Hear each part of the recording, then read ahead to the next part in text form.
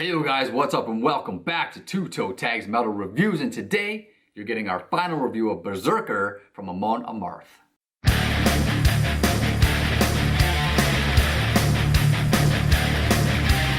So after one full week of listening to this album, TV Fish, let us know what your thoughts are.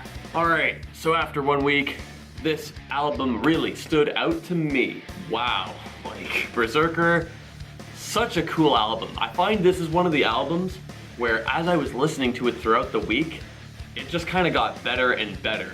And you know, our first impressions were pretty good of this album already. Yeah. So I'm glad that this album just kind of ramped up. And I want to start by talking about what was my least favorite song last week, Mjolnir Hammer of Thor, track number 3.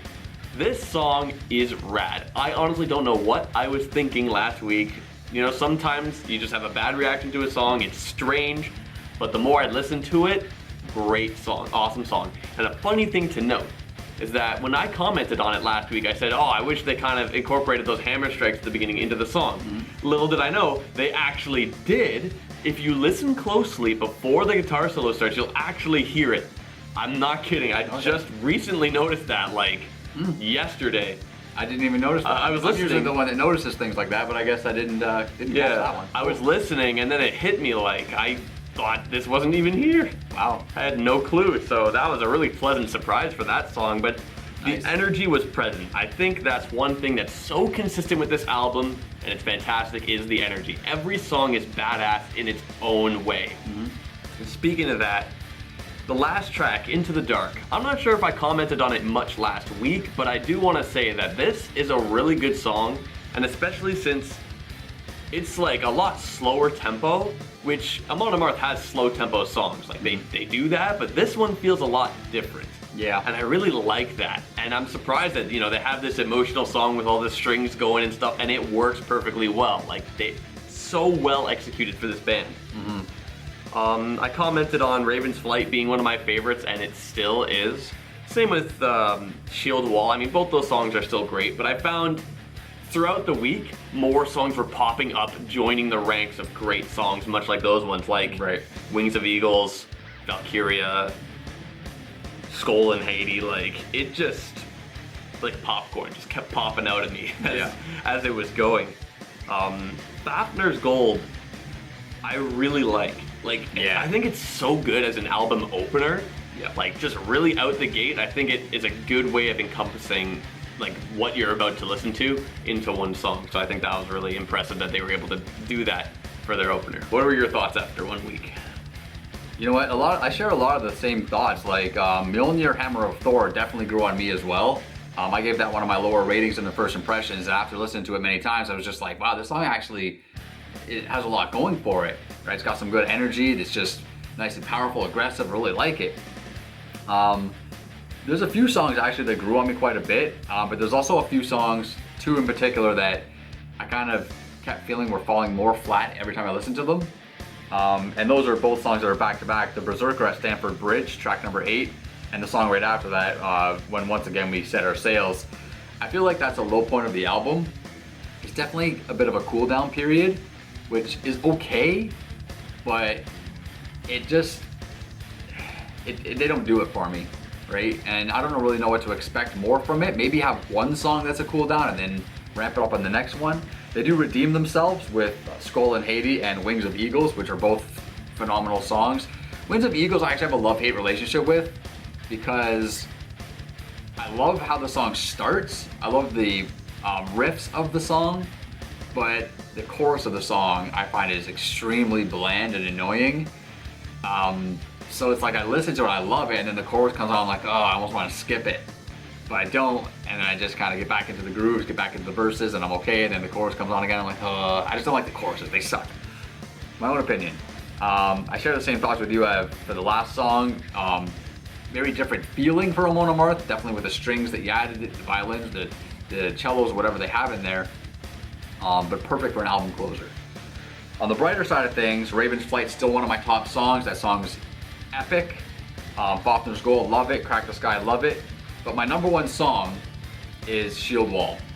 Shield Wall grew to my number one song, my number one spot, and the best thing, this is a song with a great chorus. I love the chorus of this song, especially because it's kind of broken up into 2 parts. I don't know if it's like one bar then second bar, but the second part of the chorus is just like the first part, except the drummer does a fucking tom pattern, and it just beefs the whole thing up like nothing else, and I just love it. It's so powerful, so much energy, there's so much grooviness to it, and I just freaking love it.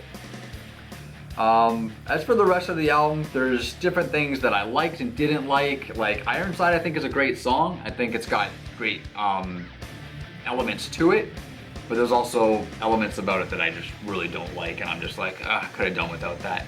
Yeah. A lot of this stuff is experimental stuff, and I'm glad they try stuff like this, but it's hit or miss, man. Sometimes it works, sometimes it doesn't. Overall, I think it generally was on the more working side than not. Definitely, yeah, I would say that for sure. Like, I don't want to come across like I'm like hating on it or anything like that. I definitely enjoyed the album through and through. I did not skip anything at any point, but there's just certain points of certain songs that just feel a little weak to me. But they're not weak in the sense where like the musicianship's bad or anything. It's just the punch that I want from Amon Amarth isn't there. But that's pretty much just personal preference. Yeah, I mean, you know, if I were to pick something that felt a little bit weak to me, I would say maybe Ironside. It was good, but similar to you, had its moments where it wasn't as good for me.